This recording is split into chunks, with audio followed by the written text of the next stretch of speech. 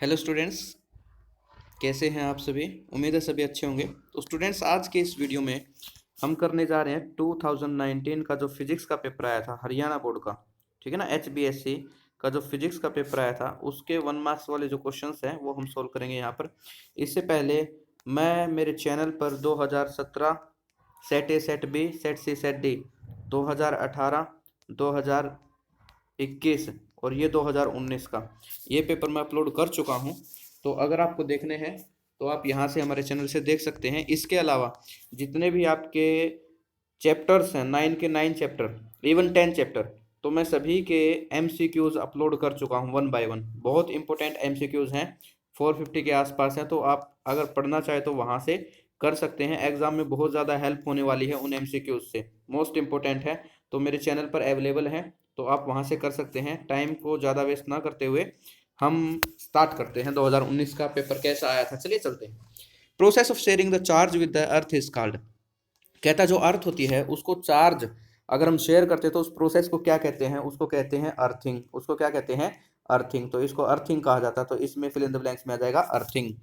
तो आगे बढ़ते हैं। ऐसा unit of permittivity of free space. अब परमिटिविटी ऑफ फ्री स्पेस की ऐसा यूनिट क्या होती है, याद तो किसी को नहीं रहती है, निकालनी कैसे है।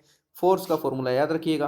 फोर्स का फॉर्मूला होता है 1/4 pi epsilon charge Q1 Q2/r²। अब इसकी पूछी है, इसको तो मैं ले जाता हूँ लेफ्ट हैंड साइड, फोर्स को ले आते हैं राइट हैंड साइड। तो मेरे पास क्या हो जाएगा, यहाँ से फॉर्मूला निकालेंगे एप्सिलॉन।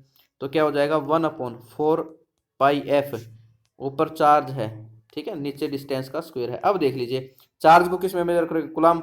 तो कुलाम और कुलाम, कुलाम स्क्वायर। उसके बाद फोर्स को न्यूटन में, डिस्टेंस को मीटर स्क्वायर में। तो फॉर्मूला क्या बन जाएगा, जो न्यूटन मीटर स्क्वायर ऊपर लेकर जाएंगे, न्यूमरेटर में लेकर जाएंगे, क्या बनेगा, coulomb metre inverse, metre inverse square और न्यूटन इनवर्स। तो इसमें देख लीजिए मैच कहाँ कर रहा है। तो इसमें बन जाएगा आपका ऑप्शन नंबर बी। तो बी करेक्ट है भाई इसके अंदर, ठीक है ना। B is the correct answer. Coulomb square, newton inverse, metre inverse square. आगे बढ़ते हैं। Write the expression for energy density of electric field. Energy density की बात कर रहा है, एक्सप्रेशन लिखना है। तो 1/2 एप्सिलॉन नॉट E²। ये एनर्जी डेंसिटी का क्या हो जाएगा, एक्सप्रेशन हो जाएगा। आगे बढ़ते हैं। With the increase in temperature the resistivity of semiconductor. देखिए पहले 2018 में पूछा था कंडक्टर, अब पूछा सेमीकंडक्टर, और क्या पूछा, रेजिस्टिविटी। तो देखिए मैंने आपको बताया था अगर कंडक्टर पूछता है तो रेजिस्टिविटी बढ़ती है टेम्परेचर के साथ, बट यहाँ सेमीकंडक्टर है तो इस चक्कर में नहीं पढ़ना है। सेमीकंडक्टर में इफेक्ट उल्टा होता है, तो यहाँ पर रेजिस्टिविटी घट जाएगी। टेम्परेचर बढ़ाओगे रेजिस्टिविटी घट जाएगी। क्यों, क्योंकि जो कोवेलेंट बॉन्ड होते हैं वो टूट जाते हैं, उससे इलेक्ट्रॉन होल की संख्या बढ़ती है, जिसकी वजह से रेजिस्टिविटी घट जाती है और कंडक्टिविटी बढ़ जाती है। तो ऑप्शन आ जाएगा इसमें बी, ठीक है ना, सॉरी ए, ठीक है ना। रेजिस्टिविटी घट जाएगी सेमीकंडक्टर की। आगे बढ़ते हैं। How much current flows through है 2 kilo ohm resistor when a potential difference of 4 volt is applied across its and. कहता है एक रजिस्टर है, उसके अक्रॉस 4 वोल्ट अगर पोटेंशियल डिफरेंस हमने अप्लाई कर दिया और 2 किलो ओम का रजिस्टर है तो करंट कितना फ्लो करेगा। तो यहाँ पर आप फॉर्मूला लगा दीजिएगा, क्या, ohm's law. V is equal to I R. I की वैल्यू पूछी है, आई की वैल्यू पूछी है तो V/R। V की वैल्यू कितनी दे रखी है, 4 वोल्ट। कितनी दे रखी है, 4 वोल्ट। आर की वैल्यू 2 किलो ओम, किलो के लिए लिख लेता हूँ 10⁻3। क्या लिख लिया, 10⁻3। 2 से कैंसिल आउट करेगा, 2 2 जा 4, कितना, सॉरी हाँ 2 2 जा 4 ना। उसके बाद क्या बच जाएगा, देखिए उसमें जो है 10⁻3 जो डिनोमिनेटर में था न्यूमरेटर में ले आए हम, क्या बच जाएगा, 2 × 10⁻³ एम्पियर। 10⁻³ के लिए मैं लिख सकता हूँ मिली, क्या लिख सकते हैं, मिली। तो इसका आंसर आ जाएगा 2 मिली एम्पियर। तो इसमें देखिए इसका आंसर आ जाएगा 2 मिली एम्पियर, ठीक है ना। ऑप्शन वाला नहीं था ये, वैसे सोल्व करना था। नेक्स्ट जो क्वेश्चन है 2022 में सिलेबस में नहीं है तो मैं नहीं करवा रहा हूँ। अगला क्वेश्चन देखिए, the power factor for a purely capacitive circuit is. Power factor पूछता है प्योरली कैपेसिटिव सर्किट, तो जीरो हो जाएगा। क्या हो जाएगा, जीरो हो जाएगा, ठीक है ना। प्योरली अगर कैपेसिटिव सर्किट है उसके लिए जीरो, इंडक्टिव सर्किट है प्योरली उसके लिए भी जीरो। आगे बढ़ते हैं। नेक्स्ट कहता है which electromagnetic wave are used in cellular phone to transmit voice communication in the ultra high frequency band. कौन सी वेव को हम कहता है यूएचएफ बैंड में यूज करते हैं सेलुलर फोन्स के अंदर, तो वो करते हैं माइक्रोवेव को। किसको करते हैं, माइक्रोवेव को। तो इसका करेक्ट आंसर हो जाएगा माइक्रोवेव। तो यूजेस जरूर करने हैं इनके, एक यूज पक्का आता है एग्जाम में। तो यहाँ पर इसमें माइक्रोवेव आ जाएगा यूएचएफ बैंड के अंदर। यूएचएफ का मतलब अल्ट्रा हाई फ्रीक्वेंसी, ठीक है ना। उसके बाद कहता है वो डिस्कवर्ड द न्यूक्लियस। बहुत आसान क्वेश्चन है। डिस्कवर्ड की खोज किसने की थी, थॉमसन ने की थी। अरे नहीं, ये तो इलेक्ट्रॉन की थी। बोहर ने की थी, बिल्कुल नहीं की थी, उसने तो मॉडल दिया था। रदरफोर्ड ने की थी, बिल्कुल सही ऑप्शन है रदरफोर्ड। तो सी इसका करेक्ट आंसर हो जाएगा। उम्मीद है समझ में आ रहा है, नहीं आ रहा है तो कमेंट में आप कर दीजिएगा, वहां से आपको जो है मैं एक्सप्लेन कर दूंगा अगर नहीं समझ में आ रहा, कोई क्वेश्चन में डाउट है तो। व्हाट इज द ऐसा unit of activity of radio activity substance, कहता है रेडियो एक्टिविटी सब्सटेंस की जो है एक्टिविटी की क्या यूनिट, हालांकि इसमें जो है सिलेबस में नहीं है, बट यहाँ बैक्रील आ जाएगा, बैक्रील है, क्यूरी है, तो ये सारी यूनिट्स है, ठीक है ना, रेडियो एक्टिव सब्सटेंस में एक्टिविटी की। उसके बाद नेक्स्ट है आगे, rainbow is phenomenon due to, rainbow किस वजह से होता है, रिफ्लेक्शन, रिफ्रैक्शन, डिस्पर्सन। तो देखिए रेनबो के अंदर रिफ्लेक्शन होता है, कौन सा, टोटल इंटरनल रिफ्लेक्शन, रिफ्रैक्शन भी होता है, बिल्कुल होता है, क्या डिस्पर्सन भी होता है, अरे बिल्कुल होता है, क्योंकि व्हाइट लाइट 7 कलर में डिवाइड हो रही है, तो इस फिनोमेना को क्या बोलते हैं, डिस्पर्सन बोलते हैं। तो वहां प्रिज्म का काम कौन करेगा, वाटर की जो स्फेरिकल ड्रॉपलेट है वो करेंगी।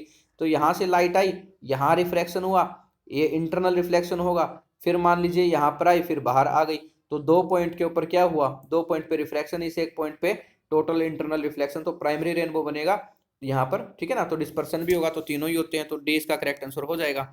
अगला देखते हैं, what is the shape of wave front for light diverging from a point source.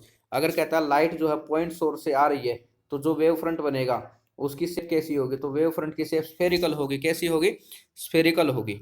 आगे बढ़ते हैं, name the opto electronic device use to detect optical signal. Optical signal को डिटेक्ट करने के लिए किस ऑप्टो इलेक्ट्रॉनिक डिवाइस का यूज करते हैं, तो वो करते हैं भाई फोटो डायोड। किसका करेंगे, फोटो डायोड। ये बता देगी जैसे ही उसमें लाइट आएगी करंट बनेगा, तो करंट बनेगा सिग्नल मिल जाएगा, ठीक है ना। अगर लाइट नहीं आ रही तो करंट नहीं बनेगा, तो सिग्नल नहीं मिलेगा, फोटो डायोड बता देगी।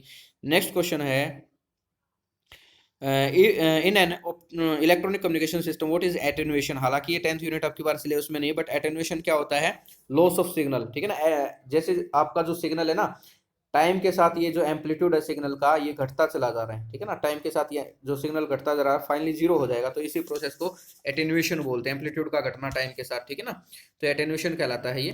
तो ये था आपका 2019 का पेपर, ठीक है ना। जो आपके 1 मार्क्स वाले क्वेश्चंस आए थे वो मैंने सोल्व किए हैं। तो जिस स्टूडेंट ने चैनल को सब्सक्राइब नहीं किया है तो चैनल को सब्सक्राइब कर लीजिएगा, क्योंकि सब्सक्राइब करने से आपके जो है नोटिफिकेशन में बार बार आता रहेगा, ठीक है। बाद में ढूंढना नहीं पड़ेगा आपको कि कौन सा चैनल था, कौन सा चैनल था, तो ढूंढना नहीं पड़ेगा, आपको एक बार में मिल जाएगा। तो चैनल को सब्सक्राइब कर लीजिएगा, लाइक कर दीजिएगा, अपने दोस्तों तक पहुंचा दीजिएगा। मिलते हैं नेक्स्ट वीडियो में, और भी इंटरेस्टिंग आपके साथ क्वेश्चन पेपर हम शेयर करेंगे। इसके बाद देखिए एक और बात मैं आपको बता दूं, सैंपल पेपर करने वाले हम, ठीक है ना, सैंपल पेपर जरूर करेंगे। आपका जो पेपर है उससे पहले सैंपल पेपर करेंगे, क्योंकि 35 मार्क्स के क्या आने हैं, 35 मार्क्स के ऑब्जेक्टिव टाइप आने हैं। तो मैं चाह रहा हूँ किसी भी बच्चे के 35 में से एक भी नंबर नहीं कटना चाहिए। तो उसके लिए क्या करना पड़ेगा, उसके लिए बहुत सारे क्वेश्चंस प्रैक्टिस करने पड़ेंगे। तो वो मैं आपको प्रैक्टिस करवाऊंगा, मैं बहुत सारे सैंपल पेपर लेकर आऊंगा, ठीक है ना। हालांकि सैंपल पेपर कौन से करेंगे, जो देखिए आपके गैस पेपर्स हैं स्टूडेंट्स का अवेलेबल है, ठीक है। उसके बाद आपका मार्केट में दीपक का अवेलेबल है, तो मैं उसको सोल्व करवा दूंगा, ठीक है ना। अनसोल्ड है, सोल्व करवा दूंगा उसको मैं आपको, तो उससे आपकी प्रैक्टिस हो जाएगी, ठीक है ना, प्रैक्टिस हो जाएगी उससे अच्छी वाली, तो ताकि आपका एक भी मार्क्स ना कटे। उसके अलावा एमसीक्यू का मैंने आपको बता ही दिया, मेरे चैनल पर हर एक यूनिट का आपको है बहुत सारे ऑब्जेक्टिव टाइप क्वेश्चंस अवेलेबल हैं। प्रैक्टिस जितनी चाहिए कर लीजिएगा, एग्जाम से पहले प्रैक्टिस कर लेना, एग्जाम के बाद पछताना नहीं है। मिलते हैं नेक्स्ट वीडियो में, ठीक है। Thank you very much.